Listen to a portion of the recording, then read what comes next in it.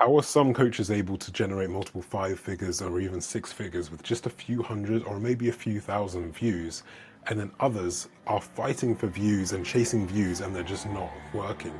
This is how to create YouTube videos that actually get coaching sales, because the other day I just had to help one of my clients with this, and I thought it'd be helpful to share this with you as well in terms of the approach that I take. It comes down to this main thing. Trust is really important in info product sales these days. Lots of people are operating on lower trust. They've been burnt before maybe, and they need that trust. And how can you show that trust? Well, it's through this long form content. I'm not saying that short form content doesn't have a place. I'm not saying that cold paid advertising doesn't have a place. I love that. But if you want to use YouTube as part of your strategy, this is how you do it the right way. The people that actually don't get results doing this is that they end up chasing views. They can also treat it a bit like Instagram as well, with the kind of content that they're posting, kind of like this optimizing for visuals only, or maybe like excitement only, or just the, I don't know, just like the lifestyle side of things. And they can also keep it quite surface level and also broad. But then the people that do make this work and they're able to really capitalize on it with just a few views is that they create bottom of funnel content. They make it ultra specific, and they're content with few views. And this is a diagram that one of my clients uses actually to describe the importance of this like niche and the specificity idea. And it's like, you don't want to create content for the masses. You just want to create content up here in this small group, this small subsection of who you could be creating content for. So that's what I'm going to be getting into in this video. And we're going to start with the idea of good artist copy and great artist still. Now, when I was actually creating this video, I realized that this doesn't actually by Pablo Picasso. He is often credited with this, but it actually turns out that he never said it. So good artist copy, great artist steal, and money makers do a combination of the two. So let's start with the difference between these words then, copy and steal. What we're going to be defining copy as is essentially just taking something from one place and then just putting your face on it, just like Alex Ojeda has done here, and then just put his face on this one, just like with the Mr. Beast Island thumbnail. But then stealing is more the idea of you take something and you actually keep it, okay? So what are we actually looking at here? So how has this actually performed well? Well, intriguing elements here from the things that are coming out of the ground. We've got a recognizable face, taking up about 33% of the thumbnail itself. We've got the color contrast here. Pay attention to that and how he's not just used something that's maybe blue as the headset. And we've got a recognizable emotion here. I'm not sure if you guys saw this too, but this really reminds me of going to a theme park or an amusement park, and that's what the map looks like. And you might not notice that straight away. It could just be subconscious, but if you've seen something similar and then your brain is just like, oh, I've seen something like this and I felt this way, then it's naturally going to put you in that kind of headspace. Another example of this, of copying and not really stealing, is Daniel Dalen and his content. So he's popularized this POV thumbnail style. And if you're a Clips fan or a Pharrell fan, it reminds me of the song So Far Ahead, excuse me, where Pharrell says, they don't know what it is when I'm on it. So they're like, oh, what's this? I've never seen this before. But once they figure it out, I don't want it. So now that everyone is just going for this and they're copying it to the extent where it's just a very saturated, I suppose, thumbnail style. He doesn't want it anymore. He's not doing it because you can see his most recent 7 videos. He hasn't gone back to this style that he actually popularized himself. So why is that the case? Well, we're getting into this idea of trend spotting here. So if we've got Daniel Dalen at the top here, he's going to get all of the reward, right? And this could be money, this could be views, this could be maybe connections or comments, or people like that really connect with you, right? And it's just an arbitrary figure. And the person that kind of hops on the trend first or creates the trend, they're going to get all of the reward, right? Then and then your brain is like, okay, so what is this? I have to know. Like, it maybe the first time seeing this, you're like, oh, that looks like intriguing, and you don't really know why, right? then other people will hop on it, and they'll be like, oh, I can copy this, right? I can just copy this. I don't need to learn about why it's working. I don't need to steal the aspects, the elements. I can just copy what's working. Therefore, people's brains are like this. I've seen something similar before and I got a desirable result. Therefore, I will go ahead and click. This means that these people, they won't get as many of the reward points here that Daniel does at the top, because he's kind of paved the way, but they still get a bit of that, right? They're getting the benefit because people's brains are like, oh, I've got a favorable result in the past, so I'll do something similar again. But then loads of people will copy this, and then this is how a trend essentially expires, and people's brains are just like, oh, I've seen this too many times, I'm not interested now. And it's probably at the point where those times where you've seen it too many times and got an undesirable result each time, and then you're just like, oh, I don't want to do this again. And it reminds me right now actually of something that, and what I do say here is YouTube trends have longer shelf life than short form content. It reminds me of short form content right now, because when I'm recording this in mid-June, I think it's like a retired accountant that's just gone viral, creating this very kind of cinematic, funny, quite intense style of reel. And now it's everywhere, and I saw it come up on my feed, and it was like quite entertaining first of all, and then I saw it again by someone else, and then I was just tired after the third time seeing something. And we are fortunate here when it comes to ideating for YouTube that trends do have a longer shelf life than short form content. So how can you actually take this? Well, we can ride a trend by finding an idea that's essentially an outlier, and then combining it with your packaging, the TNT, the title and thumbnail, and then you'll be able to put that together. So it's not even like you have to take the same idea and the packaging from one video and then just do the same thing. You can actually take inspiration. You can take the thumbnail from this one, the title from this one, and then the idea from another, and then kind of combine them together. So that means we can take a combination of tools right here, YouTube, vidIQ, Claude, ChatGPT, and make some money from it. So that's what we can get into in this video, and I'd actually recommend opening up like a new YouTube channel that you just use for this. So on this one, I've just subscribed to kind of people that have created these kind of niche business type videos, but then it's a weird algorithm that I've got right now. So when I uncheck newsfeed eradicator, it might look kind of weird because there's going to be like loads of these kind of viral things as well. But yeah, like that's what it's going to look like. So built a business from scratch, only following Claude's advice. So you can see that that's something that's like an interesting thumbnail right here. What 720,000 gets you in Cannes. So what am I looking at here? Well, I'm looking at these outliers. So that's why I've got the vidIQ Chrome extension, and you can see the ones that are like 10x and above.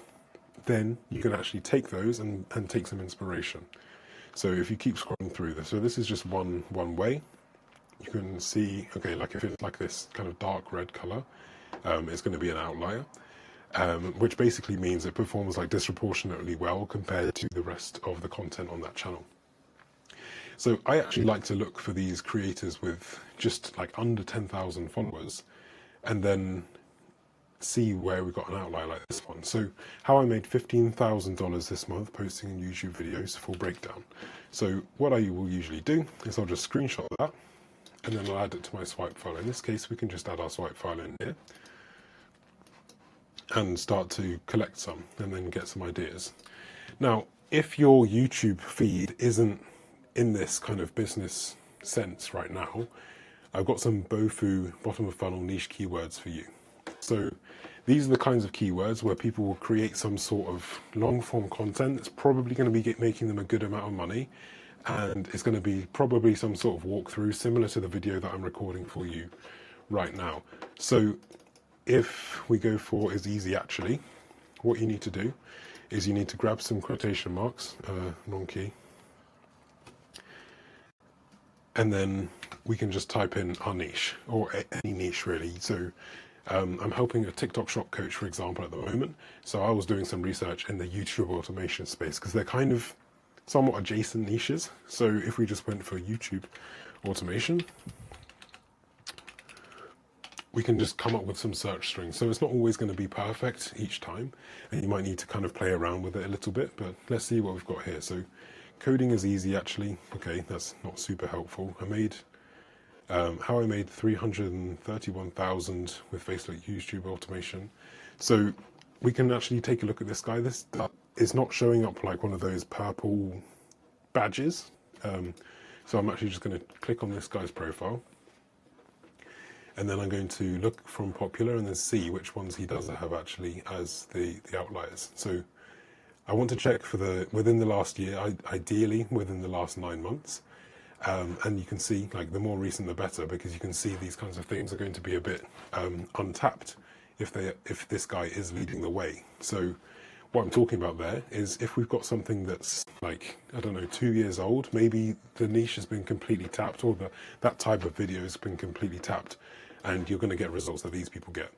We just want to hop on these trends at this point, right? So if we go to Chris Barrera's channel, here we've got YouTube paid me this for 180 million, 85 million views, 2026. So that's something that you would definitely take if you're like a YouTube automation coach. You could actually take that very, very easily and essentially copy it. But then if you were someone else, if you're coaching for something else, let's think, maybe if you're a UGC coach, for example. So I got paid this for 5,000 followers on Instagram. And the interesting thing there is that in this case, we've got YouTube, like 185 million views here is a lot of views. But the thing with UGC is that the idea is that you don't need that many followers to actually make good money from it. So that's something quite interesting. You could essentially just have like your finger on the screen, similar sort of thumbnail, and it could be, I got paid this for 8,000 Instagram followers, 2026. Let's take a look at some other ones. He's got a 10.3x right here, so we could do something there. Just copy me again, and then let's see if we can do this as well. Maybe it's boring.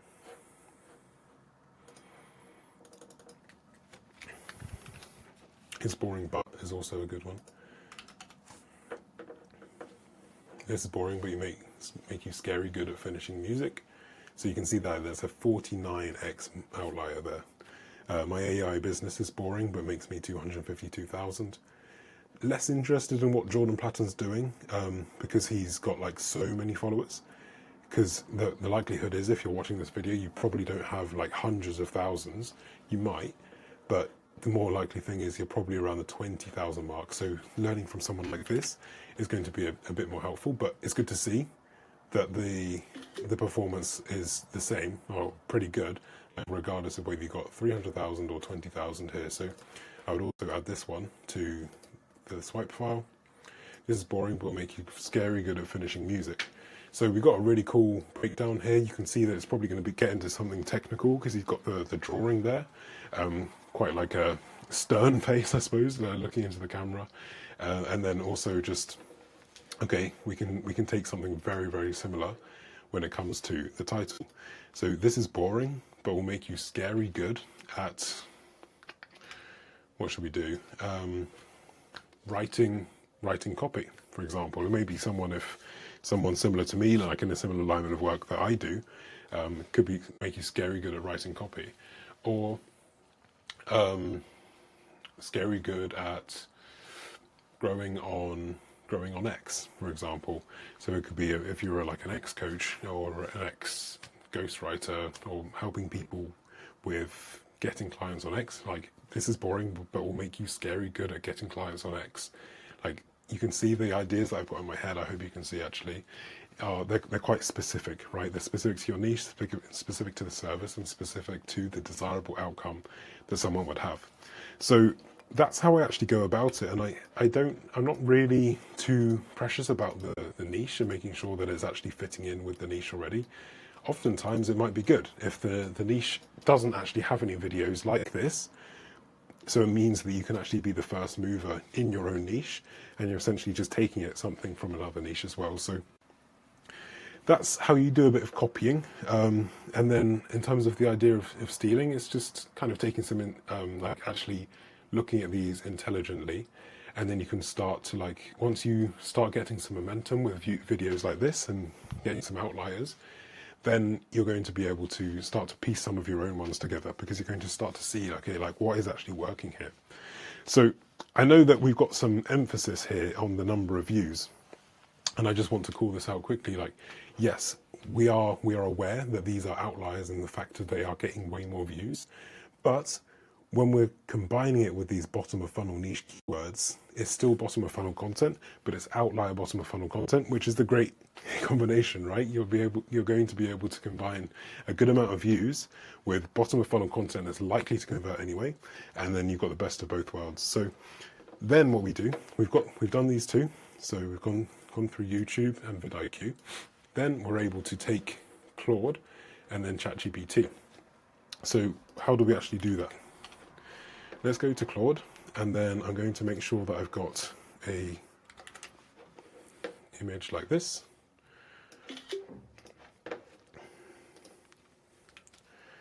And then we can say something along the lines of, I am a coach in the user-generated content space, and I'm looking to create some content for my YouTube audience, helping them get some clients with using Instagram to actually get clients for their user-generated content journey. I haven't phrased that super well. Could you please come up with a thumbnail guideline prompt for me to put into my image generator, so I can create a really good thumbnail? I am not creating this for myself, I'm creating this for a client. My client is a mixed race black male, and he is called John, and he is a user-generated content coach. So then I'm going to put that now into Claude. It wasn't a great prompt. I'm hoping. Yeah, there we go. So it's got my thumbnail skill here. So what I've done is I've created a skill in Claude where it's going to create me a prompt now. But Claude's image generation isn't so good. So then that's why I've got to combine the two. So I'm going to just pause this while this does its thing. So my prompt actually failed a little bit, so it shows that I need to clean up my skill, but just thought it'd help. So it's giving me like a mid-journey AI background prompt. So this is a correction. I am actually looking for the entire thumbnail. So I just want the prompt to be a long, extensive prompt. So I can just take this whole thing and then generate the entire thumbnail itself rather than just doing it in Canva. So I'm looking for direction around how to shape the entire thing and not just the background itself. So I'll let that do its thing again. Okay, so now I'm just going to paste in this. And then I'll just try and do a quick image of myself. So I'm just going to screenshot what I've got here in Loom anyway. Right, and then I'm going to paste that one in. All right, and then I'm going to copy this. And then I guess this is the moment of truth, right? If I'm actually as good of an AI user as I hope I am one day, maybe when I grow up. Just thinking about this, I probably should have explained what the actual screenshots that I added in are. But yeah, I'm hoping we're going to get something that's somewhat usable, and then we can start to like refine it and then prompt it further from there. But yeah, just trying to show you my workflow with these things now, because it's really quite good. So this is all right. Get UGC clients using Instagram, find DM sign. We've got something that is like, it is drawn, it is hand drawn. It's giving me a bit more facial hair than I actually have. But yeah, it's okay. It's okay. I think I would probably, like, based on this one, it actually leans on the title more than the diagram itself. So I would probably just ask it to remove that, get UGC clients using Instagram, and then maybe just ask it to be a bit more visual, a bit more diagrammatic, I suppose, in my actual drawings on here. But that is the process that I'll usually take YouTube videos through, from ideation to packaging, using these tools. So I hope, and then all that's left is to just make some bread. So I hope this has been helpful for you. If you do need some help with your coaching program, if you want to make a bunch more sales using your Instagram, making the most out of your Instagram, using your YouTube, making the most out of your YouTube, and taking your organic, essentially maximizing your organic and then taking it into cold paid audiences to scale to 6 figures, beyond 6 figures, multiple 6 figures and per month and beyond. And then just click that link below. If not, I will just catch you in the next video. Thanks for watching.